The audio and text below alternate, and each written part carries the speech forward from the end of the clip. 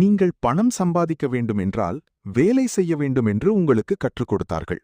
1 மணி நேரம் வேலை செய்தால்தான் 1 மணி நேர சம்பளம் வரும் என்று நம்ப வைத்தார்கள்.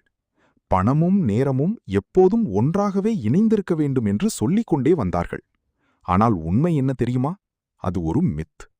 இந்த சில நிமிடங்களில் குறைந்த முதலீட்டிலிருந்து அதிக முதலீட்டு வரை பல இன்கம் சிஸ்டம்ஸ் பற்றி பார்க்கப் போகிறோம்.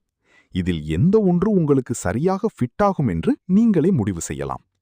முதலில் ஒரு விஷயத்தை கற்பனை செய்து பாருங்கள். உங்களுக்கு சொந்தமில்லாத ஒரு வீட்டை ரெண்ட் எடுத்து அதையே தினசரி வாடகைக்கு கொடுத்து இன்கம் சம்பாதிக்கலாம். ப்ராப்பர்ட்டி வாங்கவே இல்லை, பேங்க் லோன் எடுக்கவே இல்லை, ஆனாலும் வருமானம் வருகிறது. இதுதான் ரெண்டல் ஆர்பிட்ராஜ்.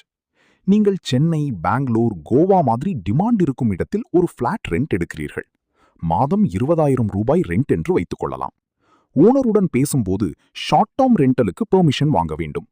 பிறகு அந்த வீட்டை நல்லா ஃபர்னிஷ் பண்ணி ஏர்பிஎன்பி அல்லது booking.comஇல் லிஸ்ட் பண்ணலாம். ஒரு நாள் 2,000 ரூபாய் முதல் 4,000 ரூபாய் வரை சார்ஜ் பண்ணலாம். மாதத்தில் 15 to 20 நாட்கள் புக்கிங் இருந்தாலும் 40,000 80,000 ரூபாய் வருமானம் வரும். ரெண்ட் 20,000, மீதமுள்ளது உங்கள் ப்ராஃபிட். ஒரு ஹவுஸ் சக்சஸ்ஃபுல் ஆனதும் அதையே ரிப்பீட் பண்ணலாம். சிஸ்டம் பில்ட் பண்ணினா மல்டிபிள் ஹவுசஸ் மேனேஜ் பண்ணலாம். இப்போது உங்களிடம் பெரிய முதலீடு இல்லை என்றால் கூட பிரச்சனை இல்லை. சிலர் 2 வருடங்களுக்கு முன் டிசைன் செய்த ஒரு டி-ஷர்ட் மூலம் இன்றும் பணம் சம்பாதிக்கிறார்கள். அவர்கள் அதை நினைத்து கூட பார்க்க மாட்டார்கள். யார் வாங்கினார்கள் என்று தெரியாது. நோட்டிஃபிகேஷன் வந்தால்தான் தெரியும். இதுதான் பிரிண்ட் ஆன் டிமாண்ட். நீங்கள் ஒரு டிசைன் உருவாக்குகிறீர்கள். தமிழ் கோட், ஜிம் ஸ்லோகன் அல்லது மீம். அதை பிரிண்டிஃபை அல்லது பிரிண்ட்ஃபுல் போன்ற பிளாட்ஃபார்ம்ஸில் அப்லோட் பண்ணுகிறீர்கள். யாராவது ஆர்டர் செய்தால் அவர்கள் பிரிண்ட், பேக், டெலிவரி எல்லாம் ஹேண்டில் பண்ணுவார்கள். நீங்கள் ப்ராடக்டை டச் கூட செய்ய மாட்டீர்கள். ப்ராஃபிட் மட்டும் கிடைக்கும்.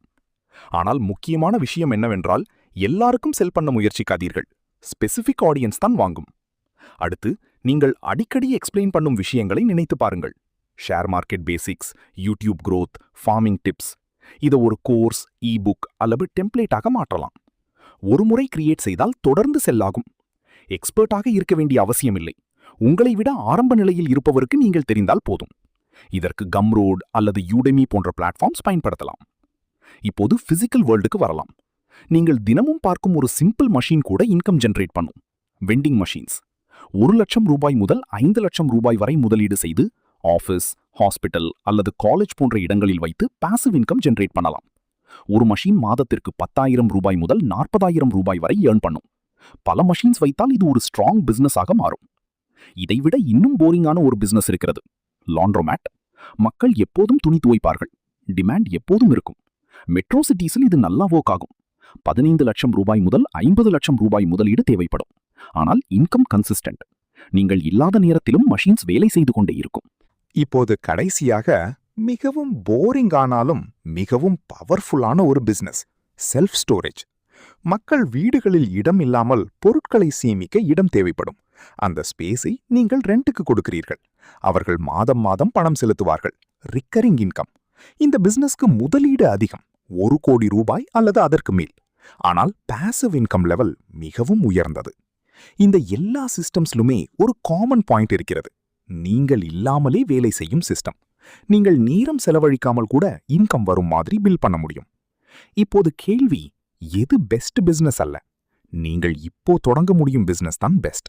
இந்த வாரமே ஒரு ஸ்மால் ஸ்டெப் எடுத்தால் அது ஃபியூச்சரில் பெரிய இன்கமாக மாறும். நீங்கள் இப்போது என்ன பண்ணுகிறீர்கள்? பாசிவ் இன்கம் பில்ட் பண்ண பிளான் இருக்கிறதா? கமெண்டில் ஷேர் பண்ணுங்கள். உங்கள் ஐடியா மற்றவர்களுக்கு ஒரு நியூ ஆப்பர்ச்சுனிட்டியாக இருக்கலாம். ராக்கெட்.